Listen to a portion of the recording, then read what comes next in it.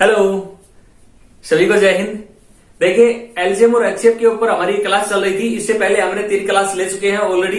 ये हमारी आज चौथी क्लास है एलसीएम एचसीएफ के ऊपर आधारित। अगर आपने वो पिछली क्लास से नहीं देखी है तो आप वो देखना, आपको वहां से बेस भी क्लियर होगा और आप एलसीएम और एचसीएफ के बड़े बड़े प्रश्नों को आप 5 से लेकर 10 सेकंड में निकालेंगे, इतना मुझे विश्वास है।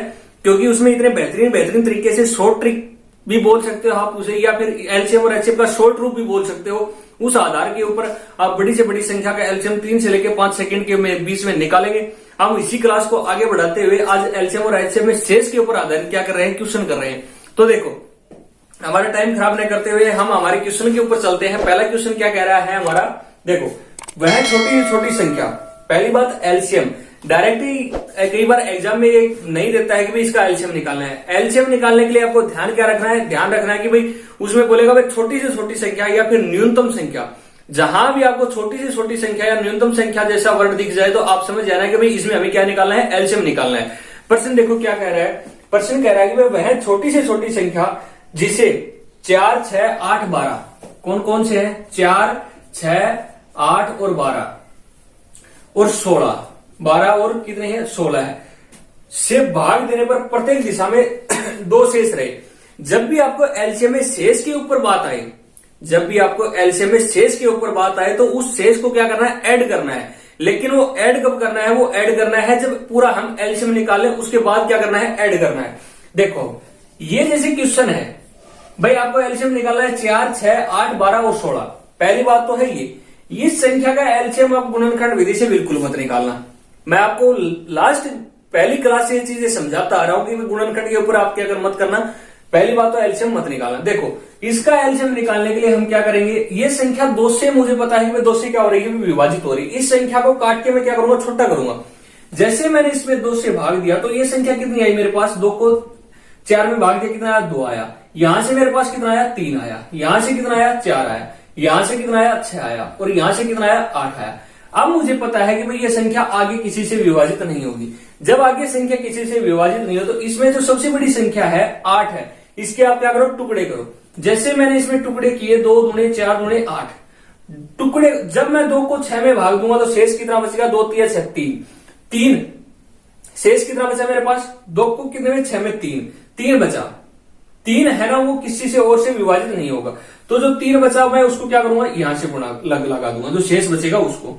अब देखो, 4 भी विभाजित हो रहा है, 3 भी विभाजित हो रहा है और 2 भी विभाजित हो रहा है। कहने का मतलब 8 3 24। इस जो मेरी संख्या का जो एलसीएम आया मेरे पास कितना आया भाई, 24 आया। 24 मेरा एलसीएम नहीं हो सकता है क्योंकि मैंने 2 से क्या दे रखा है, भाग दे रखा है। जैसे ही मैंने इसको 2 से गुणा किया तो मेरा इसका एलसीएम कितना आया भाई, 48 आया। कितना आया, 48।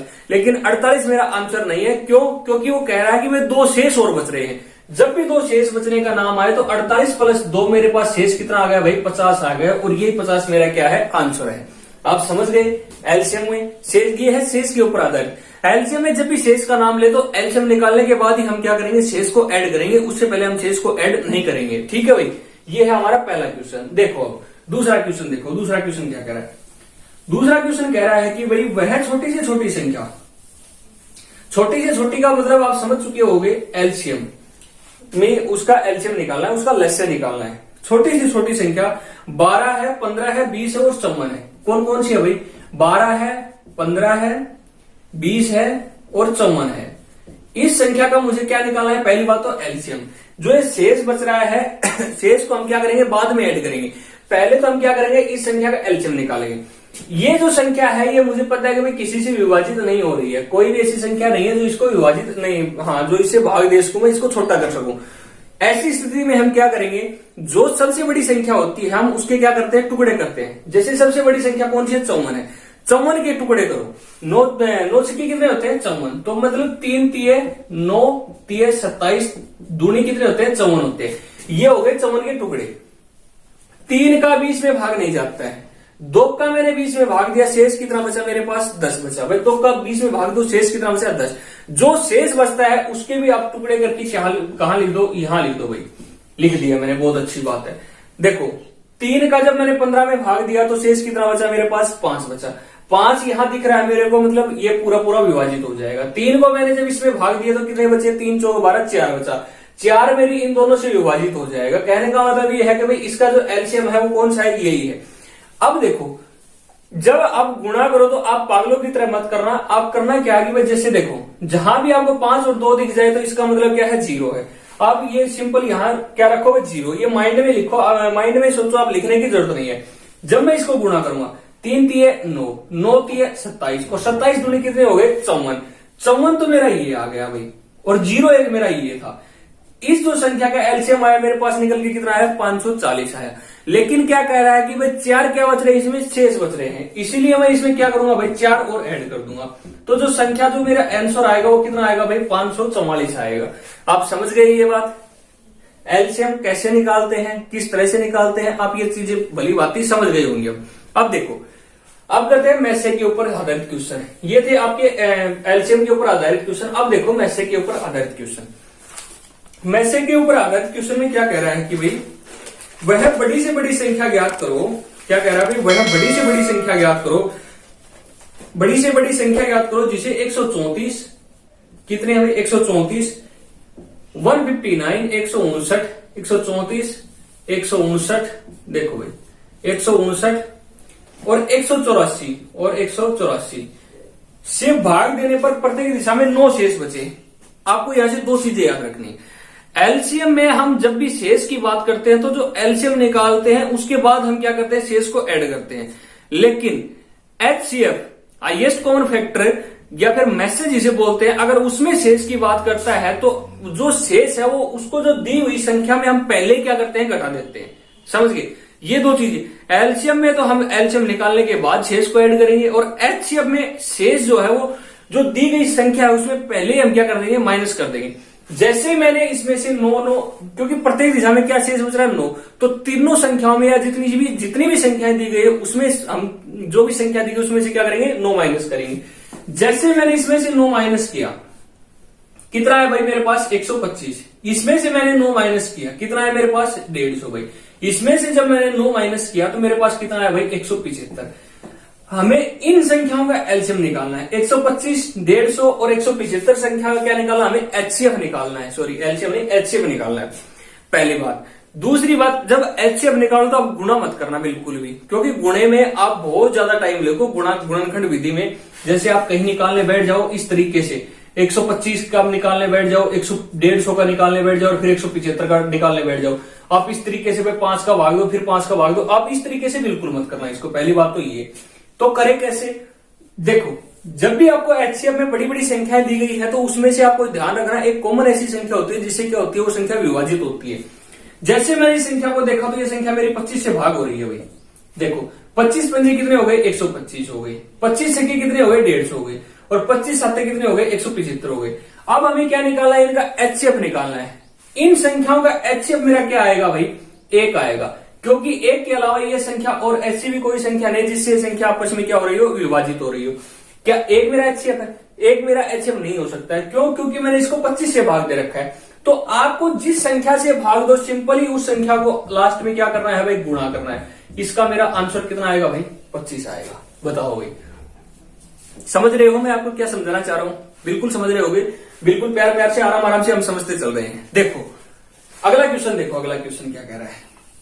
इसी के ऊपर मैं एक और क्वेश्चन करवाता हूं आपको। देखो क्या कह रहा है, क्वेश्चन कह रहा है कि भाई वह बड़ी से बड़ी संख्या ज्ञात कीजिए जिसे 122 तथा 243 में से भाग देने पर 122 और 243 122 और 243 में से भाग देने पर क्या बच रहा है भाई, 2 शेष बच रहा है और 3 शेष बच रहा है। कहने का मतलब है कि भाई 2 तो मैं इसमें से माइनस करूं और 3 में इसमें से माइनस करूं। समझ गए?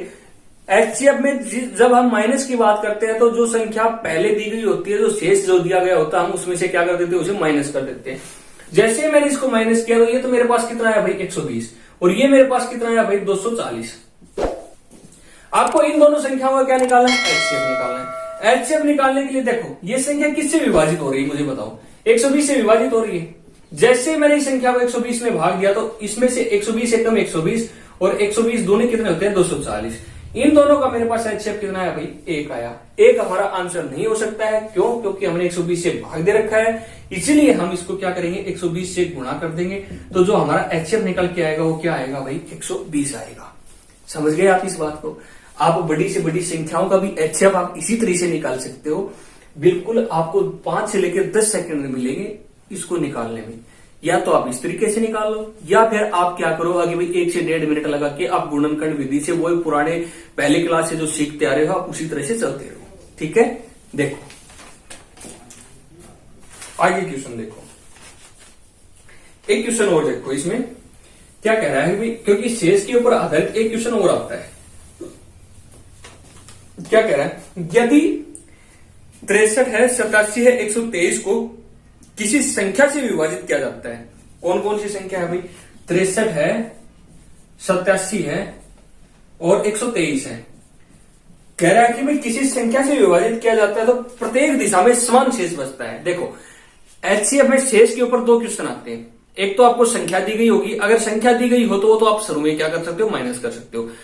दूसरी बात आपको ये दिमाग में बैठा लेना है, जब भी आपको क्या कहे भाई समान शेष बचे, समान शेष का मतलब ये है कि भाई इसको इसमें से माइनस करना है, 63 को 87 में, 87 को 123 में, 123 को क्या करना है, 63 में से माइनस करना है। ठीक है, जैसे देखो 87 माइनस कितना है, 63 आया, एक बार आपको इसमें माइनस करना है। 123 माइनस में 87, एक बार आपको ये माइनस करना है। और 123 माइनस में कितना है भाई साहब, 63 है, एक बार आपको इसमें से माइनस करना है। आप मेरी ये बात समझ रहे हो, समझ रहे हो कि भली बात थी। जैसे देखो 87 में से मैंने 63 को माइनस किया, मेरे पास शेष कितना आया भाई, 24 आया। कितना आया, 24 आया। 123 को मैं 87 में से माइनस कर रहा हूं तो शेष कितना आएगा भाई, 36 आएगा। और 123 को मैं 63 में से माइनस कर रहा हूं तो शेष कितना आएगा, 60 आएगा। कहने का मतलब ये है कि आपको 24 है, 36 है और 60, इसका क्या निकालना है, एचसीएफ निकालना है। ठीक है, इसका आपको क्या निकालना है, एचसीएफ निकालना है। जब मैं देखूं भाई अगर मुझे इस संख्या का एचसीएफ निकालना है तो आपको वो तरीका अपनाना है कि भाई ये देखो कौन सी संख्या से विभाजित हो रही। 12 से मैं अगर मैं भाग दूंगा इसको, 12 दूने कितने हैं मेरे पास, 24 है। 12 एकम 12, 12 जो 12 कितने हो गए, 36 हो गए। और 12 पंजे कितने हो गए, 60 आ गए भाई। इन संख्याओं का बताओ एचसीएफ क्या आएगा, इनका 2 का 3 का 5 का एचसीएफ कितना आया भाई, 1 आया। एक मेरा आंसर नहीं हो सकता क्योंकि मैंने इससे 12 से क्या दे रखा है, भाग दे रखा है। इसीलिए मैं क्या करूंगा, इसे 12 से गुणा करूंगा तो मेरा एचसीएफ कितना निकल के आएगा, बाहर 12 आएगा। ये थे आपके एलसीएम और एचसीएफ के ऊपर आधारित क्वेश्चन। आशा करता हूं कि ये चीज आपको समझ में आई होगी, कुछ अच्छा सीखा होगा, नया सीखा होगा। अगर अच्छा या नया सीखा हो तो चैनल को सब्सक्राइब जरूर करना, अपने दोस्तों के साथ शेयर करना, वीडियो को लाइक कर देना भाई। मिलते हैं किसी बेहतरीन सी नेक्स्ट वीडियो में, तब तक के लिए आपको बहुत बहुत धन्यवाद। जय हिंद, जय भारत।